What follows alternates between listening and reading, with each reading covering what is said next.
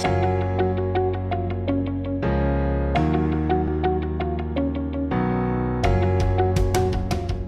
up, you guys? So today we are going to do something a little more different than what we've been doing.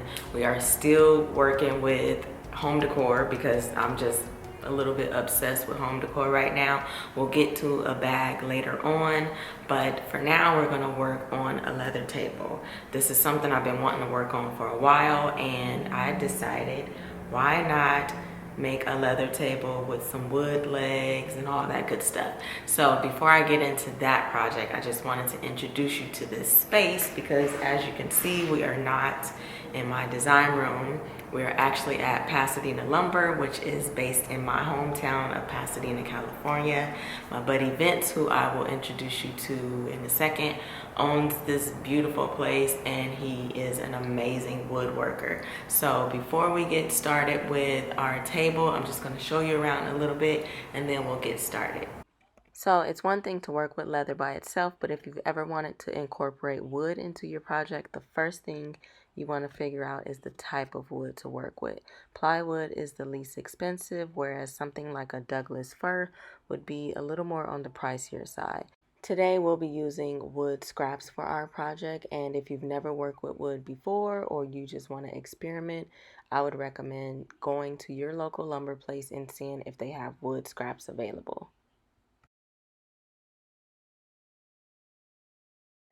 This is Vincent. He is the owner of Pasadena Lumber, and he's the craftsman of all these amazing wood pieces. This wood cabinet being one of them. A lot of the pieces have been used in restaurants, bars, homes, you name it, they can make it, whether it's from illustration, an idea alone. They make everything from scratch here at Pasadena Lumber, and I am literally blown away. Their pieces are impeccable. So until I'm able to work on bigger projects such as that, we're going to stick with these little wood legs right here that we're getting cut for our table, and we'll build from that.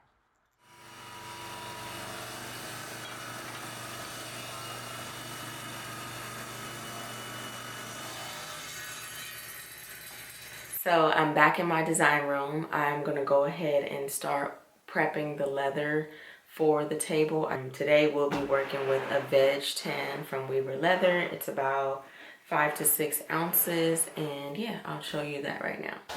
So until I have the actual table built and ready to go, I cannot do exact measurements for each strip that I will be weaving across the table. So right now I'm just going to start with cutting big chunks of leather, making sure that I get rid of the rough edges and the pieces that have most of the imperfection. I'm just going to start out cutting big chunks, so when I do cut them down into smaller strips, it'll be easier versus trying to cut from the whole hide itself. So now that I have the wood legs nicely cut out for my table, I can start assembling everything together. I did request for the notches to be included in the wood so that I know exactly where to put my nails. I still had to lay everything out and measure each piece accordingly because I am going off of complete visual. So I have to measure everything and make sure that it's in its proper place before I actually screw the nails in.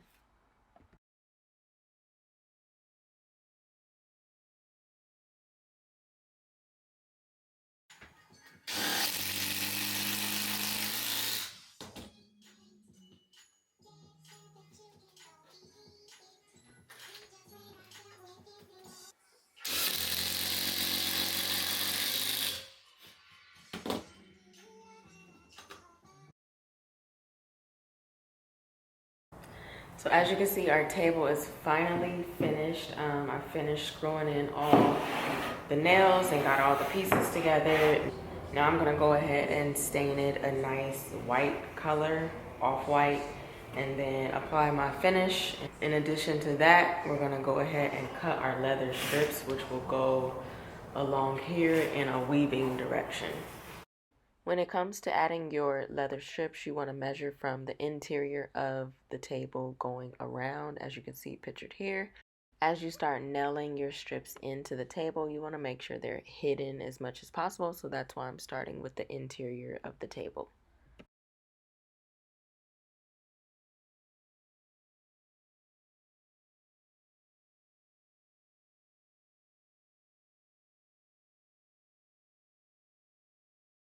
Alright guys, so we're gonna try this color out, this white wood stain. I don't know how this is gonna look, but let's just see.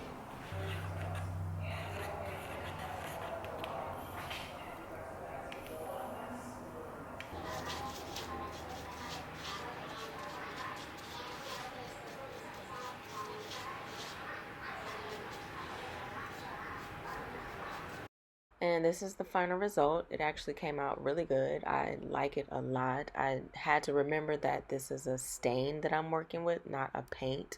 So it's not meant to color the wood, it's just meant to give it a nice tint. And I really liked the way it came out. It felt like I had to do 1,000 different coats, but whatever, it worked out. So now moving on to the leather strips, I'm just laying out everything here. I kind of wanted my leather strips to have a contrast.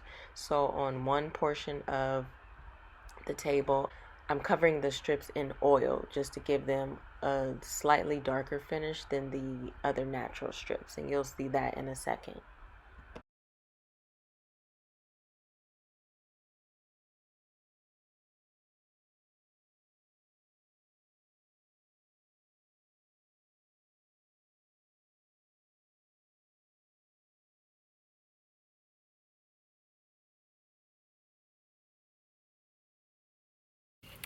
Finally, we're on to the moment that I've been waiting for, which is adding the strips to the table.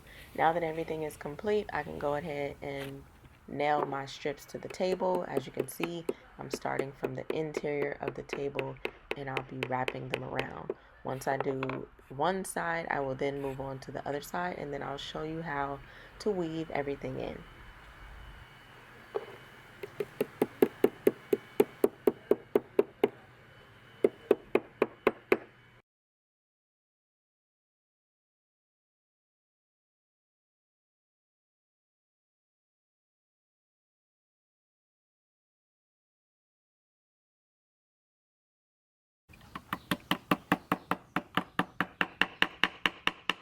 So as you can see, one side of the table has a line of leather strips, and then the side adjacent has a line of leather strips, and that'll give you the weaving effect once I start weaving everything together right here. And pretty much you're going to do every other just to give it that basket weave appeal.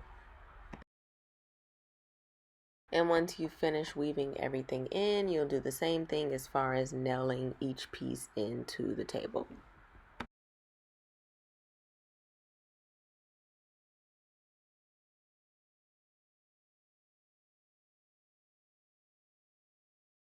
And just because this table took forever to make, I had to show you guys the interior. I mean, seriously, look at this. My aunt said it looks manufactured, which as a maker, that is the greatest compliment you can get. So yeah, this is the final result of our table.